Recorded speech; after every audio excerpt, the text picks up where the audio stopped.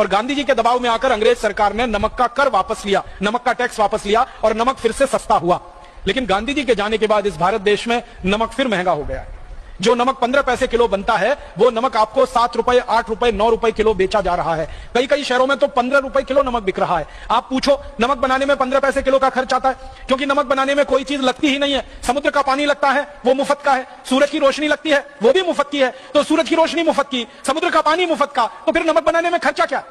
सूरज का धूप पानी के ऊपर पड़ती है, पानी वाष्प बन के उड़ जाता है, नमक नीचे रह जाता है। और ये नमक में मजदूरी 15 पैसे किलो के आसपास आती है। तो जो नमक 15 पैसे किलो बनता है वो आपको ज्यादा से ज्यादा 1 रुपए किलो में मिलना चाहिए, लेकिन वो 7 रुपए, 8 रुपए किलो, 15 रुपए किलो बेच रही है हमारी सरकार। तो हमारी सरकार कोई अंग्रेजों से कम थोड़ी है। इनका नाम था आचार्य चाणक्य। संयोग से वो इस देश के प्रधानमंत्री बन गए और उन्होंने प्रधानमंत्री बनते ही एक व्यवस्था की कि किसी पर कोई कर नहीं होगा। ये उनकी फिलॉसफी थी। उनका कहना था कि जिस राज्य की प्रजा पर कर ज्यादा होता है वो राज्य भिखारी होता है। वो कहते थे कर लगा के राजा के हाथ में ज्यादा पैसा देना बहुत बड़े खतरे को निमंत्रण देना है।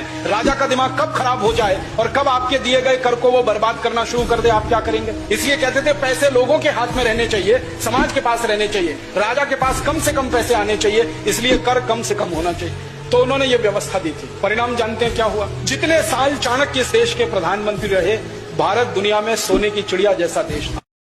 और गांधी जी के दबाव में आकर अंग्रेज सरकार ने नमक का कर वापस लिया, नमक का टैक्स वापस लिया और नमक फिर से सस्ता हुआ। लेकिन गांधी जी के जाने के बाद इस भारत देश में नमक फिर महंगा हो गया है। जो नमक 15 पैसे किलो बनता है वो नमक आपको 7 रुपए, 8 रुपए, 9 रुपए किलो बेचा जा रहा है। कई कई शहरों में तो 15 रुपए किलो नमक बिक रहा है। आप पूछो, नमक बनाने में 15 पैसे किलो का खर्च आता है, क्योंकि नमक बनाने में कोई चीज लगती ही नहीं है। समुद्र का पानी लगता है, वो मुफ्त का है। सूरज की रोशनी लगती है, वो भी मुफ्त की है। तो सूरज की रोशनी मुफ्त की, समुद्र का पानी मुफ्त का, तो फिर नमक बनाने में खर्चा क्या? सूरज का धूप पानी के ऊपर पड़ती है, पानी वाष्प बन के उड़ जाता है, नमक नीचे रह जाता है।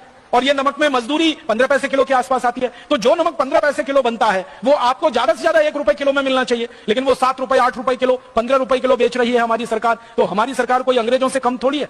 इनका नाम था आचार्य चाणक्य। संयोग से वो इस देश के प्रधानमंत्री बन गए और उन्होंने प्रधानमंत्री बनते ही एक व्यवस्था की कि किसी पर कोई कर नहीं होगा। ये उनकी फिलॉसफी थी। उनका कहना था कि जिस राज्य की प्रजा पर कर ज्यादा होता है वो राज्य भिखारी होता है। वो कहते थे कर लगा के राजा के हाथ में ज्यादा पैसा देना बहुत बड़े खतरे को निमंत्रण देना है। राजा का दिमाग कब खराब हो जाए और कब आपके दिए गए कर को वो बर्बाद करना शुरू कर दे, आप क्या करेंगे? इसलिए कहते थे पैसे लोगों के हाथ में रहने चाहिए, समाज के पास रहने चाहिए, राजा के पास कम से कम पैसे आने चाहिए, इसलिए कर कम से कम होना चाहिए। तो उन्होंने ये व्यवस्था दी थी। परिणाम जानते हैं क्या हुआ? जितने साल चाणक्य इस देश के प्रधानमंत्री रहे, भारत दुनिया में सोने की चिड़िया जैसा देश था।